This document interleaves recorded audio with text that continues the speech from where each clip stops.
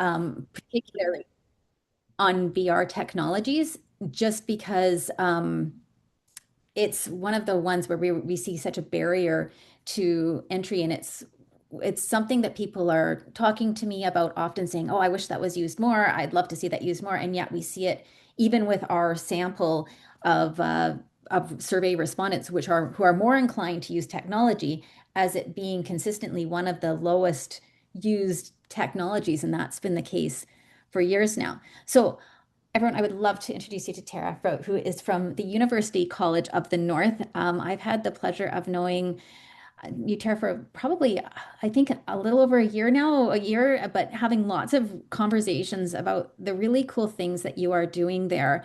And Tara is the Associate Vice President of Transformation at the university, and you've got quite the career span. So I'll turn it to you just to tell us a bit about what you do at your institution, your interests, and then let us know a bit more about UCN and what makes it a unique institution, because it certainly is. You bet. Well, thank you, Dr. Nicole, for including us in the discussion today. My name is Tara Manych, and I live, work, and play and learn in Treaty 5 territory. So I am based out of northern Manitoba, and University College of the North is where I've given my heart and right now my lifelong commitment to providing digital equity in learning opportunities. So as I joined your spicy dialogue today, I was taking notes, listening to the passion come across, how we can transform educational opportunities. That's exactly my portfolio. That's what I'm setting out to do here. So what makes UCN unique? We are small. We are a college, adult learning center, and university all in one. We have two main campuses. We have 12 off-site campuses, and we cover a geography the size of France. So when you take a look at the broad expanse of northern Manitoba and how far we have to be able to reach in person, but also through connectivity, there's a lot of challenges. So I guess that's probably the best way to intro the work that we do here. And our hashtag is Here You Can, because we do believe that we have what we need to make small steps forward in transforming education. Marlene, I loved what you said. I joined just as you were giving that place. We'll have to connect offline after this.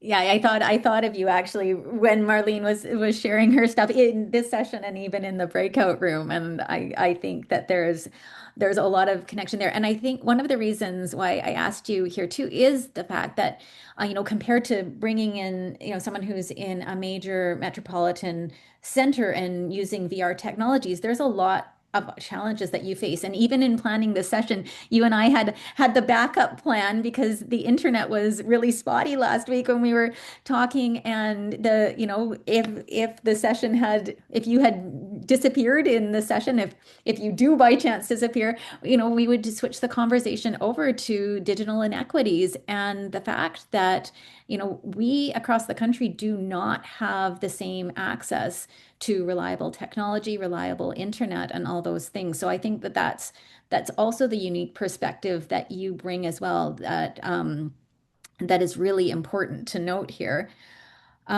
I would love to hear about, specifically the VR stuff. So when you and I first connected, one of the things that we talked about and that I found most fascinating was the ways that UCN is using VR technologies at the institution. And I'd love for you just to tell the group a bit more in detail about what you're doing and how you're using it.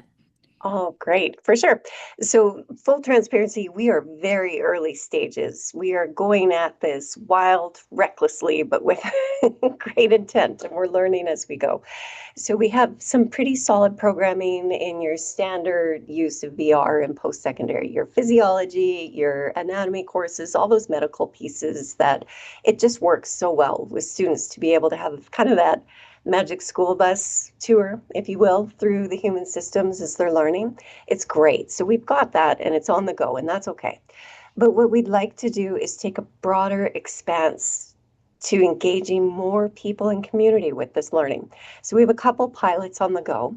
And what we're doing is using the Pico Ultra 4, not that we're brand specific, but that worked with what we could get our hands on some funding for, because money and time are very critical pieces to how you do this.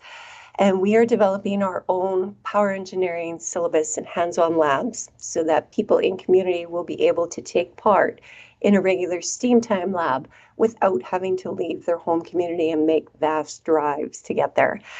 Something else we're looking at is academic resiliency in our primary care paramedic program through lab use and through more augmented reality lab work where it's highly engaging. And the best part about this is we put on the units, we do it in a psychologically safe way, and you watch the fear of the students subside. You have a safe space to play and learn. And I think for us, that's probably been the most important part. Fear, as corny as it is, stands for false evidence appearing real. And those last two letters are AR. Augmented reality gives you that chance to kind of get rid of the butterflies, try it. You're not going to break anything, you're not going to hurt anybody, and do that play-based learning experience. So for us, where we are, it makes learning accessible, it makes it dynamic, and we're learning as we go. This is a full failure initiative. We're trying it, we're failing it, and we keep it really, really clean. Keep what's working, grow what's going well, and toss the rest, and just keep evolving with it. So that's where we're early days in our use right now. We're hoping to track the progress to see if it's working or not. Are these interventions worth the time and money? We're not sure yet. We're having a good time exploring it, but we'll take a look at this at the end of this program year with academic rates in the specific programs.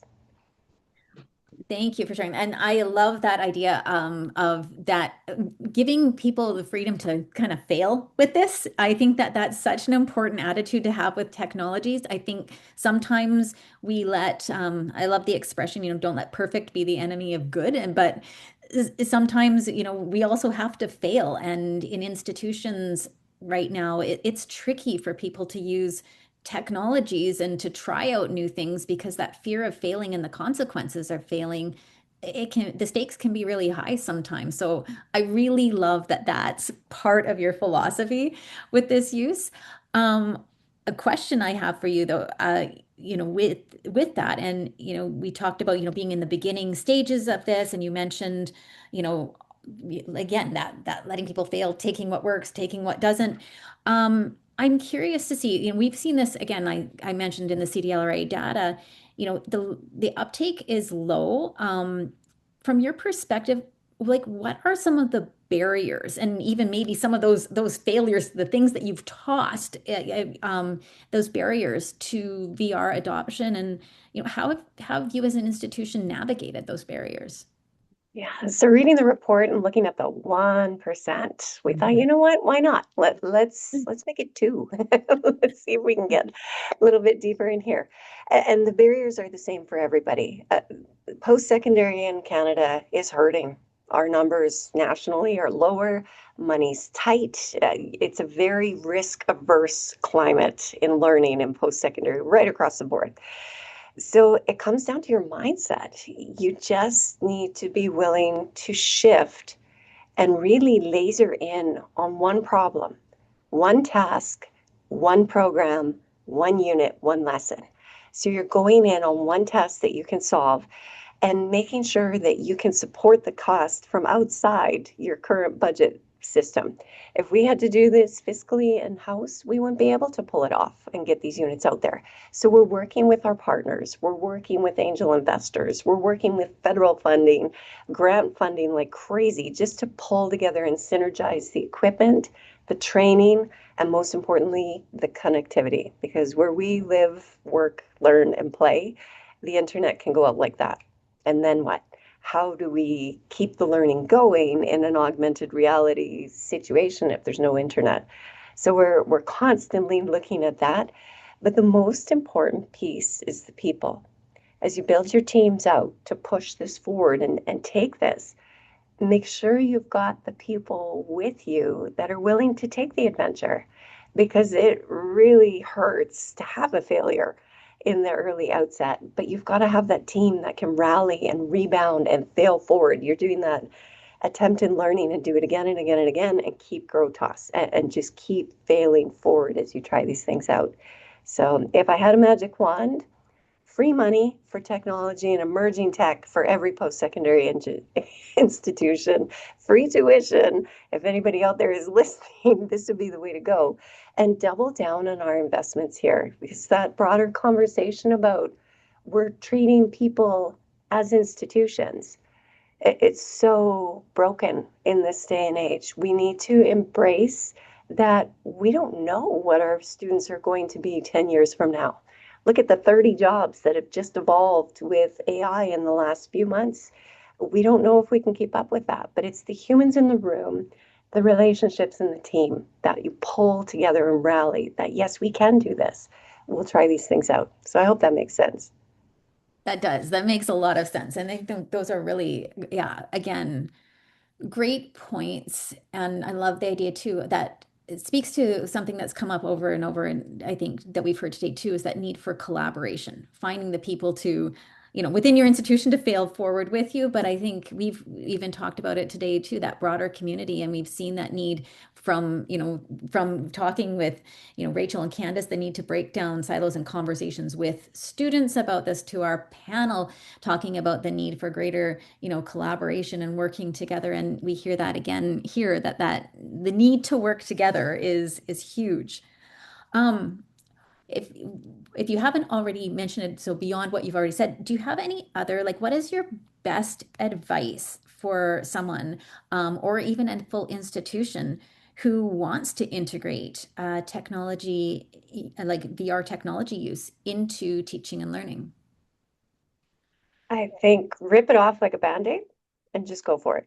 Because the more you think about it, the more you're going to overthink about it, the more you're going to overplan, and it won't gel with the lesson in the room or whatever the objective is with the people. I think you have to be able to do a little bit of improv in this kind of work. And what will you do in meaningful ways when the tech fails? Because it's going to happen. So embrace that and have a good, solid plan B. And treat this like learning adventures, not just, I must use this technology to do these things to satisfy this outcome and requirement. Well, as you hand this knowledge and power over to your students, have them teach you. What would they use this for? Where would their creativity take them in a different direction that we probably haven't considered? We're always learning from the students whenever they're putting on the headsets and giving us ideas of where this could go. It's evolving and it's going to keep evolving. We won't be able to control it. Yeah, that makes a lot of sense. And I think one example too, you talked about like the paramedic examples, but especially in terms of like how the different and creative ways that it can be used. I know when we first talked, there was ways too as well that the VR, you were using VR technology or planning to use it, even in terms of connecting Indigenous communities or facilitating that sense of community. Right. Yeah. So here's the partner piece. So we have really healthy relationships with Georgian. And we also have really healthy relationships with Humber. So we work cross pollination wise to help each other with content and tech and back and forth. And there's been some incredible projects break out of those collaborations. And they literally start like this. They're coffee chats, they're an armchair discussion. Wouldn't it be great if? And we all have these same issues. And you collaborate together, and these massive projects come out. If you check out Georgian's language project in the metaverse, it's incredible. You are walking across Turtle Island and exploring 7 different nations in 7 different dialects and able to explore safely and touch items and hear in an elder's voice what these words are and what the teachings are behind them. It's such a rich opportunity. And then with our friends in Humber, we're working on cross collaborating with Ortego in New Zealand and potentially looking at an AI AR summit between our elders, a fireside chat where the elders are leading the conversation of where and how should we navigate forward in this space. So huge shout out to both institutions there. That's fantastic. I see that we've got a question from Russ in the chat, and I'm going to move into that. And I invite anyone else who has any questions too to begin thinking of that and post them in the chat, or raise your hand to to ask. But Russ is asking, what measures are you using to determine if your students are successful in using VR, and what models are you exploring for long-term fiscal support? Okay. Long-term fiscal support, angel investors, full disclosure. We don't have provincial means right now to double down with funding. Our funding is status quo. So we're going to have to be creative and think about a balanced strategic portfolio of if we can do this here, where else can we access funding for the next piece to carry it through until things improve across post-secondary funding. In terms of measurements of success, we're doing a lot of student anecdotal coffee chat feedback. How did you feel? Was this safe? Is it improving your learning? And then we're just doing our quick beginning, middle, and academic assessments. The other piece we're monitoring is engagement in the class and whose feet are present to the room when the tech is out. Do we have everybody there? Or are they voting with their feet and not coming to the classes on those instances when we have this tech in the room? So it's still evolving. I'd love to hear from others. What are you doing? How do we create assessment of, for, and as learning as we harness this new technology into pedagogy? That's fantastic.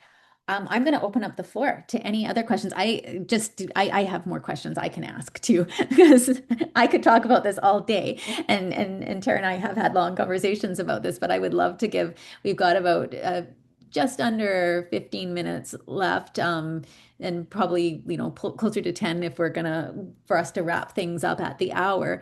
So are there any other questions that anyone has? Oh, and Rachel, she's got this here too. She's thinking about, Rachel says, I'm thinking about your comment about how the technology will fail. Maybe this is a silly question, but I'd love to hear more about the how of handling those moments. Like, do you bring a backup plan to class, or is it all improv? That's a great question, Rachel. And it's always that moment of, it's not working. So first you have to allow the absorption of that shock of the internet's down, or we lost connection again, or the headsets aren't quite tuned in and two people have two different versions of software. For us, it's plan A, B, C, and D, because you never know which piece is going to happen. And I think when the technology does fail, own it, admit it. Okay, this isn't working today. Let's shelve it. Let's go back to the person to person relational talk about what our subject content is, what we hope to get out of it, and how are they feeling about the learning material. And of course, that rich relationship, lived experience of where do you see this learning working for you in your context, in your community. And snacks are really helpful. It's all about the snacks. People will Yep. always show up if there's snacks there. That is so true. Yeah, if I could have brought in snacks to this virtual meeting, I would have. um, Lucas is asking, what does the support model look like? It's been my experience in mixed modalities that boots on the ground support is important when the instructor has to stop teaching to troubleshoot learning stops. So having a dedicated tech present can be crucial, but it's costly.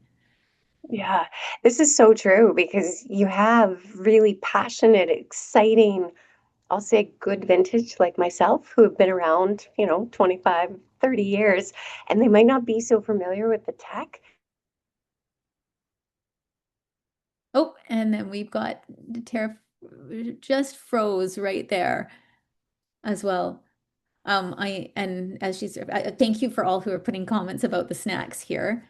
I'm gonna see if I can, if she'll come back. And like we talked about, we made it through, but again, we knew going into this session that coming from northern Manitoba, we may have this issue with Tara's screen freezing up. So that is something to, I think, again, I'm trying in my hat to always advocate for what we can do to bring greater connectivity to communities across Canada. And yes, we lost her altogether. So if Tara comes back, we'll let her right in and we'll let her continue. But I think, oh, yes, Marlene, I'm just going to read your comment here. Just Jeff yes, it was a grad student who introduced videoing themselves and their learning into the classroom. So that phenomenological development of an individual and then VR fits right into the stonework. Yeah, imagining the self engage. And of course, yes, snacks help the physiological processing. 530 classes always need food in adult ed.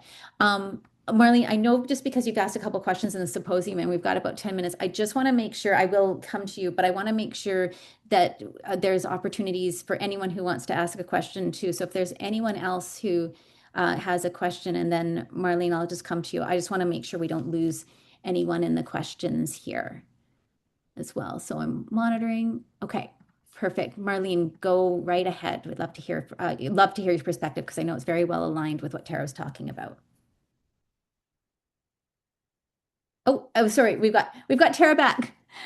I'll come back to you, Marlene, in a second. Um, Tara, I just talked about the Just digital like divide, and that. so it happened. So it happened. Yep, there it is. I There's I your was average lesson.